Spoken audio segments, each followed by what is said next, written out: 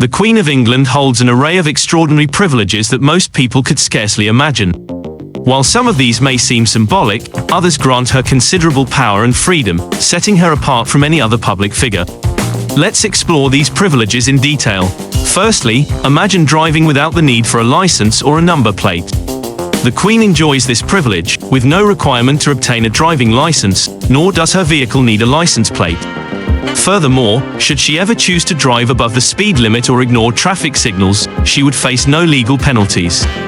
This unique freedom reflects her unparalleled position in British society. Another remarkable privilege is her immunity from prosecution. In the United Kingdom, all legal authority is vested in the Queen. Consequently, she cannot be compelled to testify in court and is entirely immune from prosecution. This means, in theory, that the Queen could act with complete impunity. However, in practice, she has always maintained a high standard of personal conduct, refraining from actions that might test the limits of this extraordinary legal immunity. Despite these freedoms, the Queen is not entirely disconnected from the responsibilities of her subjects. Although she is not required to pay taxes, she has voluntarily chosen to do so since 1992. This gesture, though legally unnecessary, has endeared her to the British public and demonstrated her commitment to sharing in the duties of citizenship. When it comes to international travel, the Queen again finds herself in a unique position. Unlike any other British citizen, she does not require a passport to travel abroad. Her name alone suffices for identification, allowing her to bypass the usual immigration procedures and traverse the globe with unparalleled ease. Even within the confines of Buckingham Palace, the Queen's privileges extend to personal conveniences.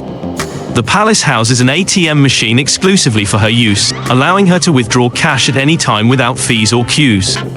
This machine is just one example of the many bespoke amenities that cater to her every need. Among the more cultural aspects of her privileges, the Queen has a dedicated poet.